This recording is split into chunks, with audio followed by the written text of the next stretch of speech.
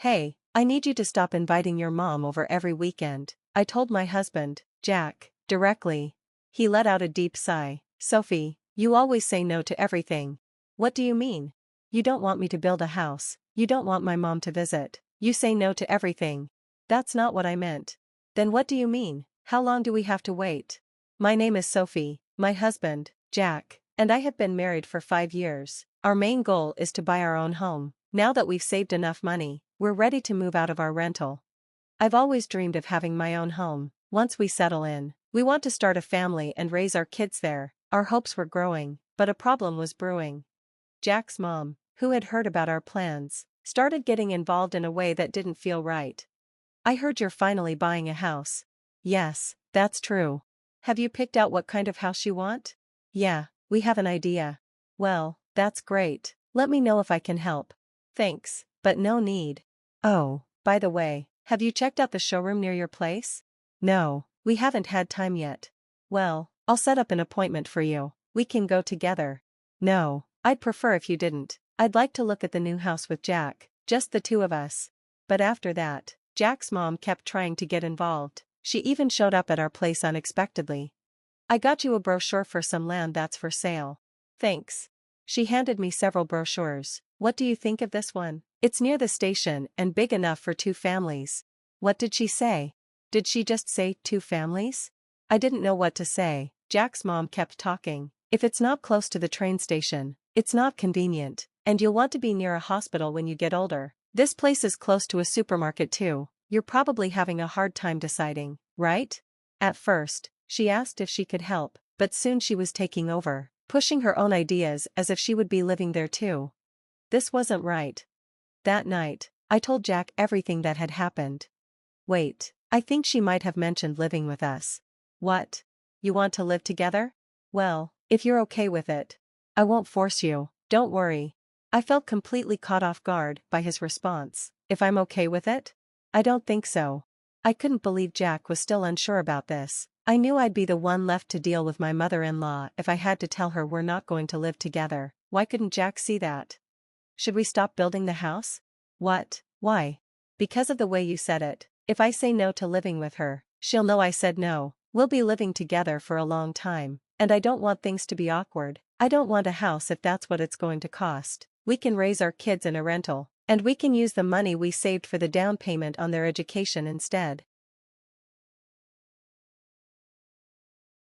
My husband, Jack, suddenly started to panic. Wait, I understand now. I'll say no to her, and we'll build the house.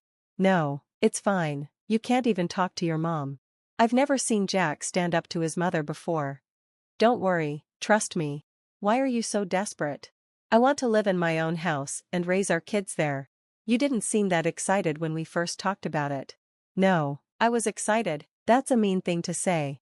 I feel the same way about our kids. I see. Jack told me he would turn down his mom, but I didn't believe it. I didn't think he could do it, considering how he always acts with her. But the day after our conversation, my mother-in-law stopped bothering us and even called to apologize. Sophie, I got scolded by Jack. He told me he wanted to live with you alone. I'm sorry I pushed my opinions on you. Jack actually talked to her. He could speak up when it really mattered, but for some reason, I still felt a little unsure. I told Jack about his mom's apology, and he had a big smile on his face. See, when I say I'll speak up, I do. Why do you have that look in your eyes? I was wondering if you really said it. Are you doubting me?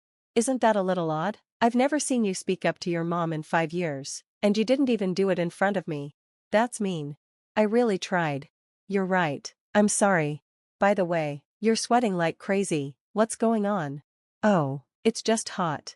It is a bit warm today, isn't it? It's the middle of winter. Anyway, let's move forward with the house contract. Do you really want to build a house that badly? Of course I do. That's why we've been saving all this time. By now, I wasn't that interested in building the house anymore. The home I'd dreamed of for so long now felt less exciting. I'd worked hard to save the money, but because of my mother-in-law's actions and Jack's attitude, it felt like my dream had been taken away, and I stepped back. Still, Jack kept talking about building the house. 6 months passed since our argument. Jack still brought up the house, but I wasn't convinced. My mother-in-law, who had been quiet, was starting to lose her patience. She began showing up at our house more often. She never talked about the house anymore, but her attitude was getting more and more overbearing. Jack and I both work, and we both have weekends off. Yet, every weekend, my mother-in-law comes over. If it was just once a month, I could handle it, but every weekend? It's too much. Jack seems really happy about it. I want to rest on the weekends, at least on Saturdays and Sundays, but my mother-in-law comes over at 7 a.m. and watches TV at a really loud volume. If I don't get up, she walks around outside my room. My husband, Jack, was so busy taking care of his mom that I thought that was probably enough for him. One weekend, I couldn't take it anymore and got up at 7:30 a.m. to start my day. My mother-in-law immediately said, "How can you still be asleep with a guest in the house?" And then she would stay late on Sunday night. Jack never said anything about her behavior, and when I looked at him, the word divorce popped into my mind, but I didn't want a divorce if I could avoid it. I wanted to figure out a way to fix things. "Hey, I need you to stop having your mom over every weekend," I told Jack, being honest about how I felt. He sighed loudly. "Sophie, you know you always say no to everything." "What do you mean? You don't want to build a house, you don't want my mom to visit, you always say no." "I didn't mean it like that." "Then what do you mean? How long do we have to wait for?" "You just said we dot." "What do you mean? Who else is waiting?" "What? Didn't you just say we?" Jack's face turned red, and he started sweating. "I didn't say that. Maybe I misunderstood, but we can't build a house if your mom keeps coming over every weekend." "Why not?" "Because I need some rest." "If my parents came over every weekend, would you get any rest?" "Your parents won't come, they have their own nice home." "I'm tired of this nonsense." "That's not the point. It's not about the house. I'll ask my parents to come stay next week." Jack raised his voice. "Absolutely not." "Why not?" "Because it's too much. Don't tell your parents to come over. My mom is the only one allowed here. This is my house too. I'm the head of the house. If you don't like it, then leave." "Are you serious? You're not useful to me anymore. I'm done with you. You can't make my mom happy, and she won't live with us if you can't even build the house." "You promised she wouldn't live with us." "What are you talking about? Once the house is built, we can do whatever we want, including living with my mom." "What do you mean? I told you all this, and you still don't get it." "I was planning to have my mom live with us after the house was built." "I knew it. How could my mother-in-law back down so easily?" Jack was just scheming with her the whole time. "I see, that's what this was all about." "Fine, I'll leave. I hope you won't regret it." "I won't. Don't even try to show your face in front of me again." I packed up the few things I needed and went to my parents' house. They were surprised by my sudden return, but when I explained everything, they welcomed me with open arms. That's what family is for, right? I guess our relationship ended because I couldn't trust Jack from the start. "Dad, I'm sorry. I know things didn't work out between you two, but work and personal life are separate things." "Yes, I agree. And your mother and I are divorced. No alimony, no money issues, just the division of property." 3 months passed since then, and now my ex-husband was kneeling in front of me. "I'm sorry, Sophie's dad. I'm not your father anymore. Be careful what you call me." Boss? This is a surprise, isn't it? Because I divorced your daughter?" "What are you talking about?" Why had Jack come all the way to my parents' house and gotten down on his knees? It turned out he was transferred to a new position he didn't want.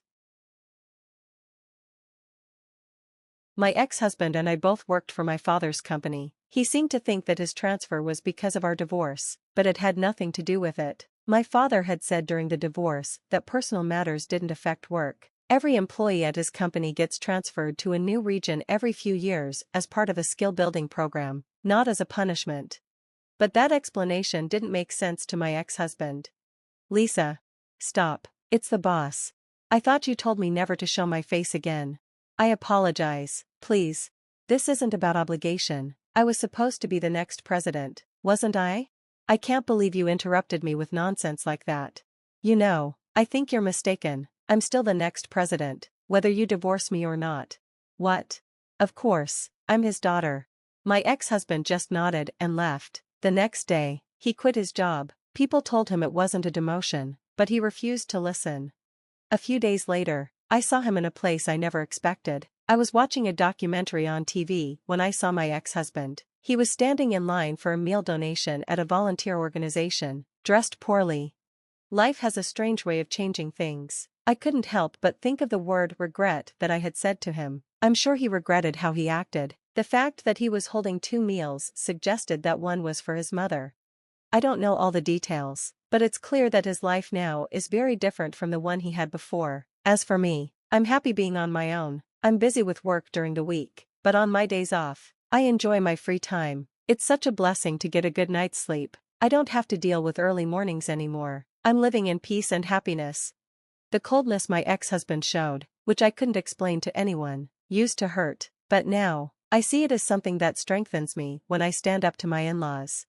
Lisa, you did the right thing. I hope you can really enjoy your time on your own now.